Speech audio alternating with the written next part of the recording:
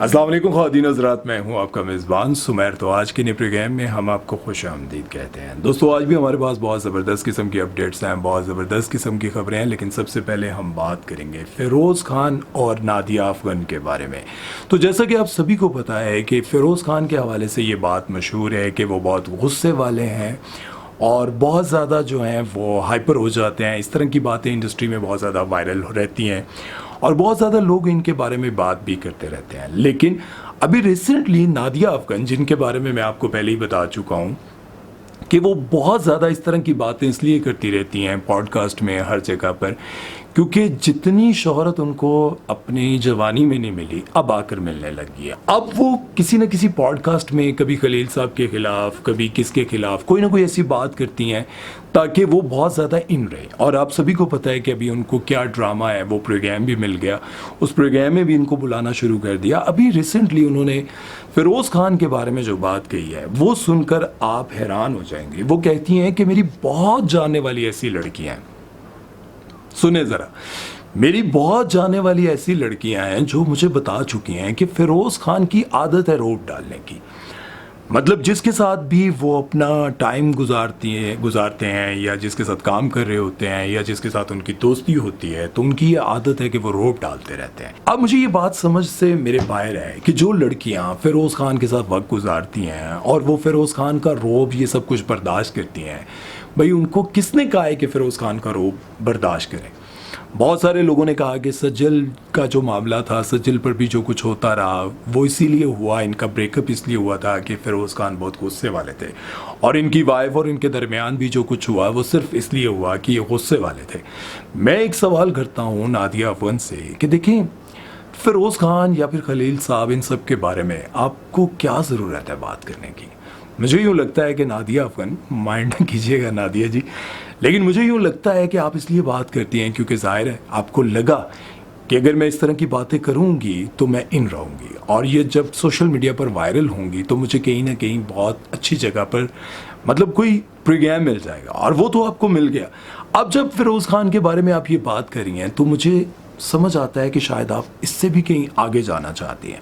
देखिए, हर इंसान की एक आदत होती है। मैं आपको बताता हूँ, ज़ाती तौर पर मैं यहाँ पर कॉमेडी, फ़नी, अच्छी बात, बुरी बात सब कर सकता हूँ, लेकिन अब मेरी रियल लाइफ में तो मैं ये नहीं कर सकता ना कि हर वक्त शुगल मजाक। रियल लाइफ में हो सकता है मुझे गुस्सा भी आता हो, मुझे बुरा भी लगता होगा, मुझे किसी बात पर, अपनी फैमिली पर रो भी डालना पड़ता होगा कि भाई ये काम नहीं होना चाहिए।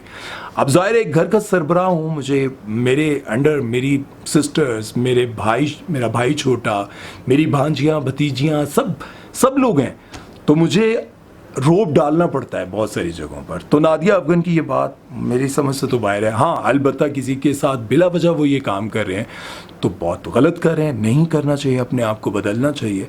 अपने आप को बदलेंगे नहीं तो फिर यूँ आपको सब कुछ बर्दाश्त करना पड़ेगा, ये सब की बातें आपको फेस करनी पड़ेंगी। अब जो लोग कहते हैं कि फ़िरोज़ खान के हक़ में आप बात करते हैं और दानिश तैमूर के ख़िलाफ़ बात करते हैं, नहीं, ऐसा नहीं है। दानिश तैमूर के साथ मेरी कोई दुश्मनी नहीं है यार, मैं दानिश तैमूर के ख़िलाफ़ बात क्यों करूँगा? और हो सका तो दानिश भाई की जब भी कोई ऐसी बात सामने आएगी तो आपको अंदाज़ा हो जाएगा कि मैं दानिश तैमूर का साथ दूंगा। और मैं आपको एक और बात बताता चलूँ, जो लोग ये कहते हैं ना कि फ़िरोज़ खान का साथ क्यों दिया, भाई जब एक इंसान अपनी औलाद से दूर होता है ना, और वो ये दूरी बर्दाश्त कर रहा होता है और वो जो तकलीफ़ वाला वक्त गुजार रहा होता है, वो वही जानता है जो कभी इस वक्त से गुजरा हो, बाकी कोई नहीं समझ सकता। बहरहाल इस बारे में आप लोगों की क्या राय है, कमेंट सेक्शन में ज़रूर बताइएगा। चलते हैं नेक्स्ट खबर की तरफ, वो बात करते हैं अदनान सिद्दीकी के बारे में और ताबिश हाशमी के बारे में। तो जैसा कि आप सभी को पता है कि अदनान सिद्दीकी और ताबिश हाशमी इस इंडस्ट्री के बहुत सीनियर लोग हैं, पाकिस्तानी ड्रामा इंडस्ट्री, शोज़ और इन सब चीज़ों के बहुत सीनियर लोग हैं। लेकिन इन लोगों को शायद अभी तक ये समझ नहीं आई कि टीवी पर बैठकर कौन सी बात करनी चाहिए और कौन सी बात नहीं करनी चाहिए। ताबिश हाशमी ने अदनान सिद्दीकी को अपने प्रोग्राम में बुलाया और बुलाकर उनसे कहा कि आपको लड़कियों में सबसे ज़्यादा अच्छी चीज़ क्या अट्रैक्ट करती है, आँखें, बाल, ये वो। उन्होंने कहा पैर। मैं जब भी किसी लड़की को देखता हूँ तो मैं पैर देखता हूँ कि पैर कैसे हैं। पैर अगर खूबसूरत हैं तो वो कहते हैं, ताबिश हाशमी आगे से कहते हैं कि मैं भी पैर देखता हूँ। भाई जिन पैरों में सारी ज़िंदगी बैठना है, जहाँ पर सारी ज़िंदगी गुजारनी है वो तो अच्छे होने चाहिए। मतलब ये बात यहाँ तक समझ आती थी। लेकिन उसके बाद उन्होंने जो बात कही, अदनान सिद्दीकी ने जो बात की, वो सुनकर तो मेरे तो यकीन करें मतलब जैसे होश ही उड़ जाते हैं।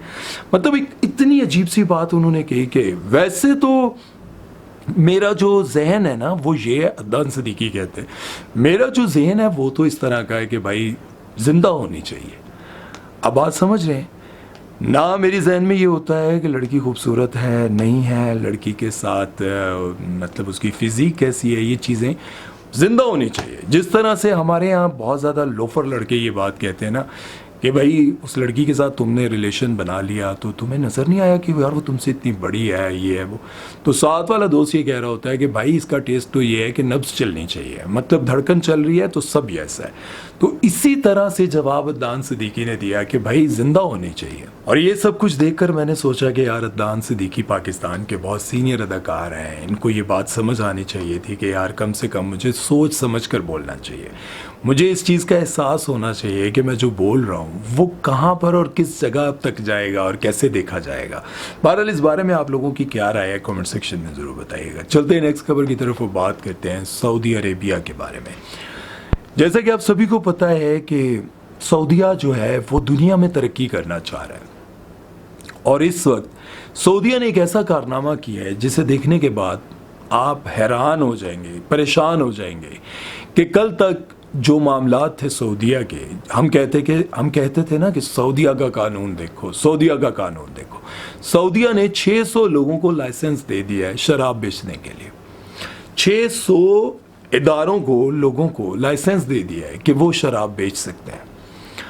और जाहिर है शराब बेच सकते हैं तो शराब ख़रीदने वाले भी और शराब पीने वाले भी लोग वहाँ पर आने लग गए, वहाँ पर डांस पार्टीज़ होने लग गई। और वो जगह पिछले साल या उससे पिछले साल उन्होंने वहाँ पर ये म्यूज़िकल नाइट करवाई जहाँ पर कपल्स आ रहे थे, जहाँ पर या डांस हो रहा था, शराब पी जा रही थी। और वो जगह थी जहाँ पर एक कौम जो है वो तबाह हुई थी, अल्लाह ने उन पर अज़ाब नाजिल किया था। और नबी करीम सल्लल्लाहु अलैहि वसल्लम ने कहा था कि अगर यहाँ से गुज़रो तो कभी हंसता मत, कोशिश करना कि रोते हुए गुज़रो। अल्लाह ने भी हुक्म दिया और उस जगह पर म्यूज़िकल नाइट करवाई गई, वहाँ पर बहुत बड़ा इवेंट हुआ।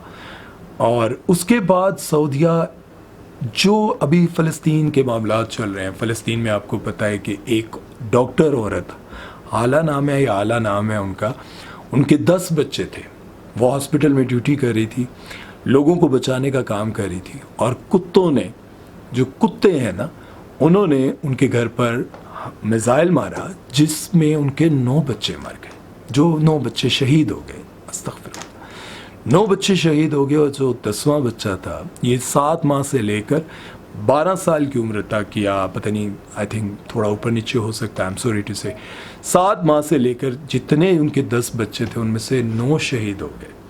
उनके हस्बैंड भी शदीद ज़ख्मी हुए, उसके साथ वो जो 10वां बच्चा था उसकी हालत भी तशवीशनाक है। अब जो ये लोग कर रहे हैं उनका साथ सऊदीया दे रहा है, सऊदीया उनके साथ है, हर जगह पर उनके साथ है।